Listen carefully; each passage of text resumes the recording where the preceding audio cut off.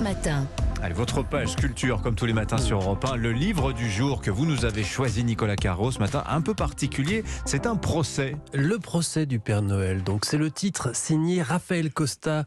Un mot sur l'auteur d'abord, c'est utile pour la suite de l'opération. Raphaël Costa est un jeune juriste, mais du genre haut niveau, prof de droit public à l'université Paris-Saclay. Il est aussi sur Twitter, suivi par des centaines de milliers d'abonnés. Enfin, c'est pas lui, c'est son compte baptisé Curiosité juridique, où il recense toutes les incongruités ou les énormités des procès et autres décisions de justice. Alors, quel rapport avec le Père Noël là ? Eh bien, en fait, dans ce livre, il imagine le procès du Père Noël. Les chefs d'inculpation sont lourds.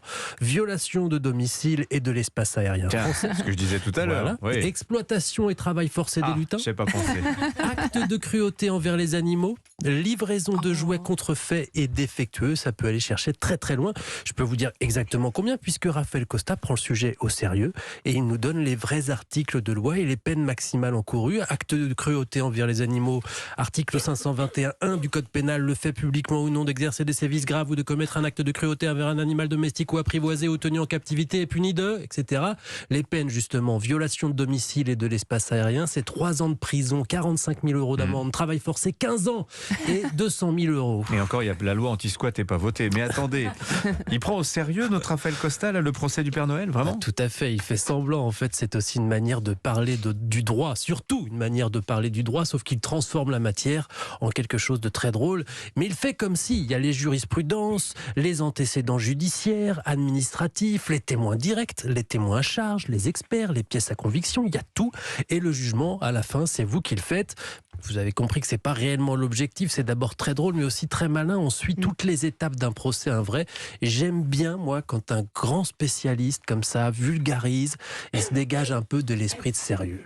Et en même temps, on apprend plein de trucs. Le procès du Père Noël, donc, signé Raphaël Costa chez Henrique Édition. Je connaissais pas cet éditeur. Le meilleur du droit, collection Le meilleur du droit. Ah bah voilà, c'est à la mode. Je vous ai pas menti. Les procès les sorties ciné, Laurie Choleva, dans l'actualité cette semaine, 2 histoires de femmes, vous nous disiez la première donc. Mais oui, parce qu'il fallait trancher, c'est compliqué, l'actualité du cinéma est chargée, il y a la sortie du nouveau Quentin Dupieux, il y a la sortie du Lycéen, le nouveau film très personnel de Christophe Honoré qui parle de sa famille et de la façon dont il a vécu la perte de son père. Il était chez Philippe Vandel hier, c'est à retrouver sur Europe 1.fr. Oui, le film est magnifique, mais bon, effectivement, j'ai choisi moi de vous parler de 2 grandes histoires de femmes.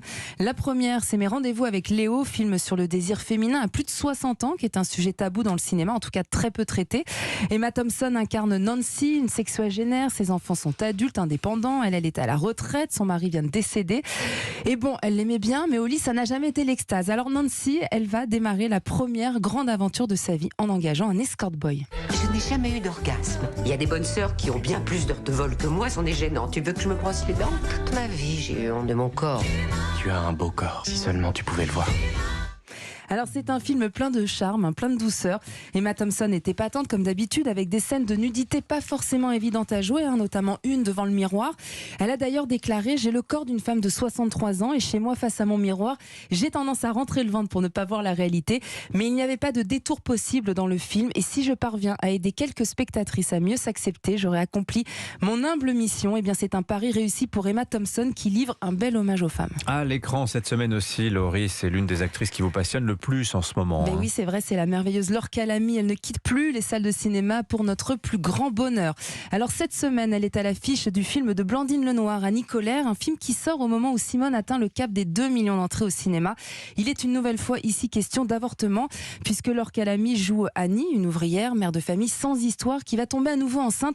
Seulement le problème, c'est qu'il n'est pas question d'un 3e enfant, mais nous sommes dans les années 70 en France, peu avant la loi Veil. Elle n'a donc pas le choix et avorte illégalement. Jusque-là, c'est les hommes qui ont le pouvoir de décider de nous mettre enceintes ou non. Alors si c'est nous, les femmes, qui pouvons choisir, mais c'est la révolution. Alors le MLAC, c'est le mouvement pour la liberté de l'avortement et de la contraception. Il est question de ce mouvement dans le film, de toutes ces bénévoles féministes engagées qui aident d'autres femmes à avorter dans des conditions saines et rassurantes malgré l'illégalité. Annie va s'engager auprès d'elle. C'est un film plus que jamais d'actualité avec une Laure Calamy. Qu'est-ce que je peux trouver comme adjectif vous êtes épatante? Je l'adore, je l'adore.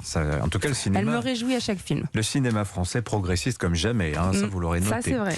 Merci Laurie Choleva. Avec plaisir. Merci Nicolas Carreau. Merci Vincent. À demain, la semaine prochaine, 7h51.